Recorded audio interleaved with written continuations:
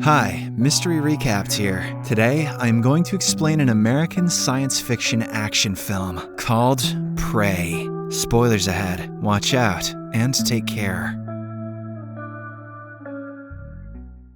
The movie is set in the northern Great Plains during the early 18th century. This is the period when European settlers had already colonized most parts of the country. They looted the resources, killed the local natives, and destroyed the forests to build cities. At the start, we see a young Comanche girl, Naru, who enjoys hunting. She has a well-trained dog named Sari, who appears to be extremely loyal to her. One morning in the forest, Naru is practicing with her axe when she notices a deer. She decides to hunt it down. But a loud thunderclap causes the deer to flee. Not willing to give up, Naru and her dog pursue the deer with all their might, but still, they are unsuccessful in capturing it. During the process, Sari's tail becomes entangled in a bear trap, causing him extreme pain. Luckily, Naru quickly comes to his rescue. Once she frees Sari from the trap, she also applies some natural remedies to his tail. Let me just rub some berries on that shit there. After this, the two prepare to return home, but just then, they hear a loud noise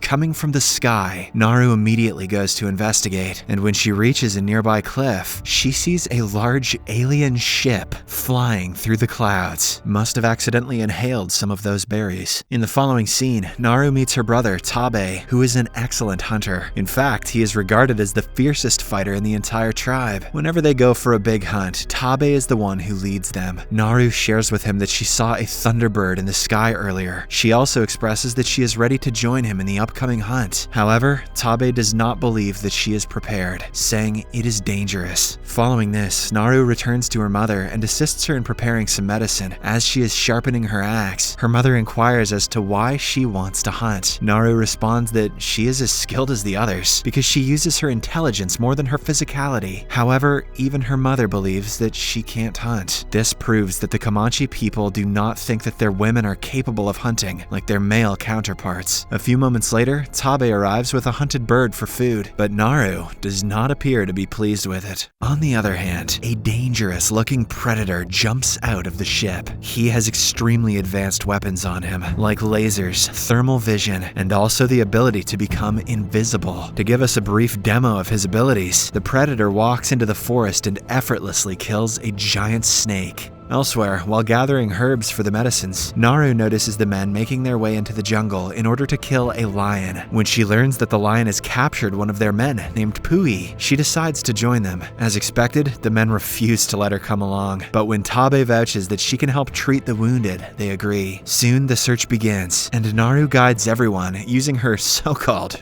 intelligent brain. They wander around for hours and ultimately find Pui, who is in a brutal condition. Naru immediately provides him with medications and herbs, saving his life. After the successful rescue mission, everyone prepares to leave, but Tabe is adamant on hunting the feral lion down. So he instructs the other men to carry Puhi back to their camp, while he goes after the lion. However, Naru is somewhat skeptical, because lions normally finish off their prey instantly. They do not just leave them to suffer. So she asks to join him, but Tabe declines. On the way back, Naru discovers the dead and gutted snake, as well as the predator's footprint. The other men believe that the footprint is that of a large bear, but Naru is confused as she has never seen one this size before. Hence, she decides to go back to Tabe and warn him about the same. A member of their camp named Paka also joins her. Soon after, she meets Tabe and tells him everything, but he too believes it was a bear. Following this, the three of them set out to hunt the lion. Naru suggests placing bait and taking a position on a tree to effectively attack the lion. After a while, she, along with Paka, climbs a tree, while Tabe places the bait and hides behind some bushes. The plan works, and the lion arrives on the scene, but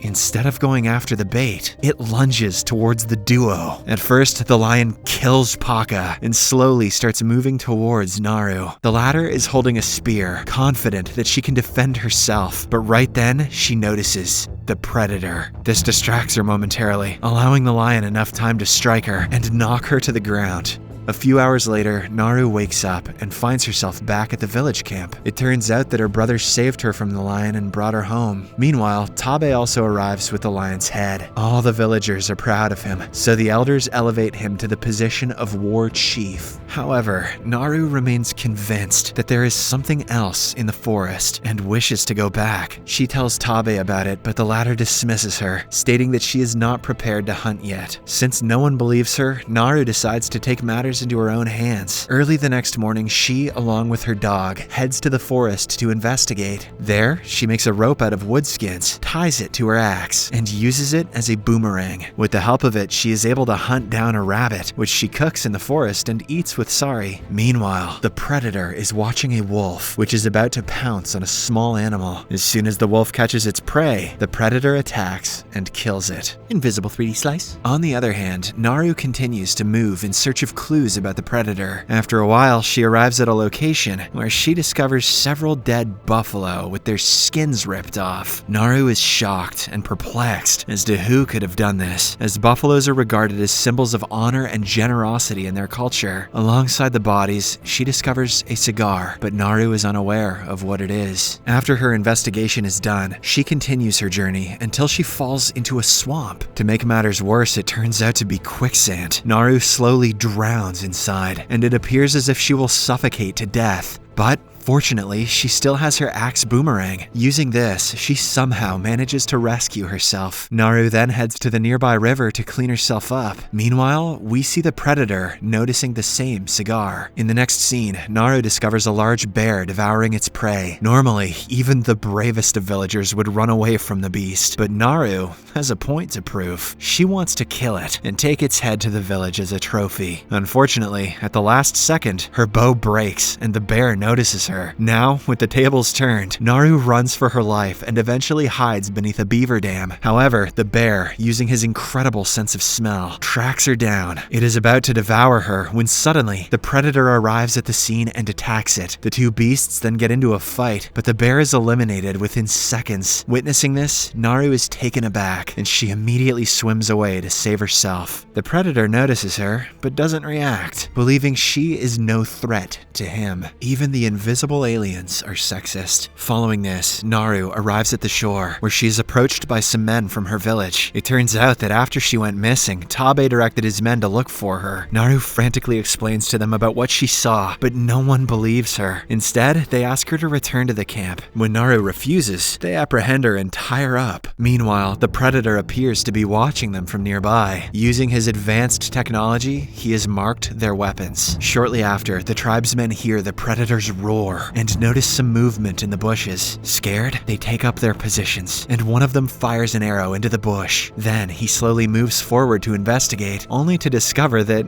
it is just a rabbit. This cracks up all the men, and they make fun of Naru's fear. But just then, 3 lasers point at the man's body, followed by metal arrows, killing him instantly. Because of this, the other men start shooting their arrows in random directions, and one of them hits the predator and exposes his real self. The men immediately begin attacking him, but the deadly alien is so powerful that he effortlessly kills the men one after another. The kills are sweet. Too bad you can't see them because of YouTube's stupid guidelines. As the fight goes on, Naru somehow frees herself and escapes from the area. Unfortunately, the predator kills all the men and starts pursuing her. Naru tries to lose him in the woods, but ends up getting caught in a bear trap. Soon, the predator approaches her, seemingly to finish her off. However, seeing her struggling and in pain, he stops. This makes Naru realize that the predator does not attack bait or unarmed ones. At the same time, some French hunters arrive with guns, knock Naru out, and kidnap her. In the next scene, she regains consciousness and finds herself trapped inside a wooden cage. She then notices a man smoking a cigar and learns that he is the one who killed the buffalo earlier. Just then, a translator approaches her and asks what she knows about the predator. When Naru does not respond, they reveal another hostage who is none other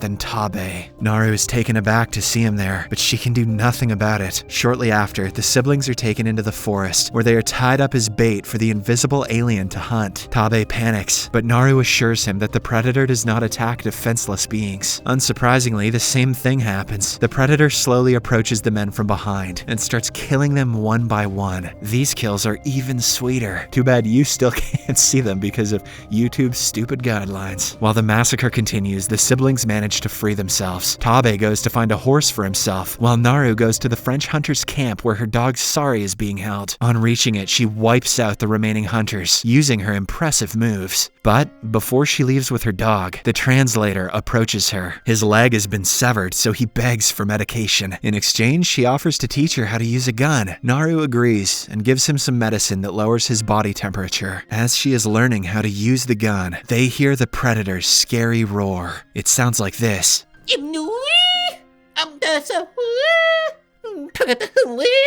So, Naru immediately hides behind a tree, while the translator pretends to be dead. Surprisingly, the predator isn't able to locate the translator because of his low body temperature. This makes Naru realize that he has a weakness after all, but the predator makes up for this rare weakness with his intelligence. He steps on all the corpses one by one. Most of them do not respond, but when it's the translator's turn, he screams in pain. Realizing that the human was only pretending to be dead, the predator kills him in a flash. After this, he spots Sari and aims his laser at it. However, as he is about to shoot, Tabe arrives out of nowhere and attacks the predator's head, causing his helmet to fall off. As a result, the laser present in the helmet points and shoots the tree rather than Sari. Seeing this, Naru realizes that the metal arrow is following the laser points rather than the enemy's location. By the time the predator retrieves his helmet, Tabe attacks him. Surprisingly, the tribesman goes toe-to-toe with him and even manages to land some impressive shots.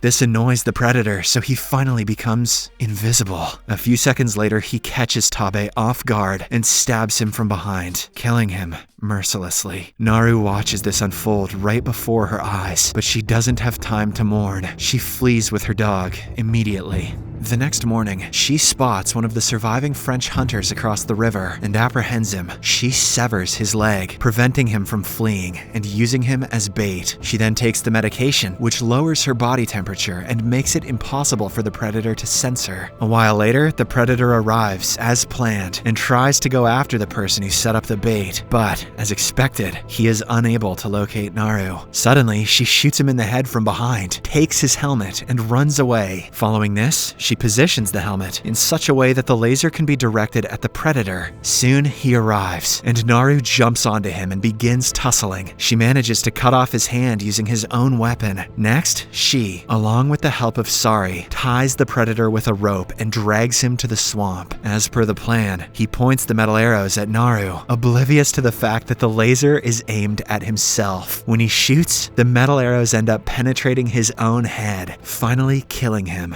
In the last scene, Naru returns to her village with the predator's head, making everyone proud of her. "Look everybody, Naru killed a fish," or what the hell is that? She is then declared as the new war chief, something which she has always dreamt of. Subscribe for more videos like this, turn on notifications, and leave a like to help the channel out. Thank you for watching.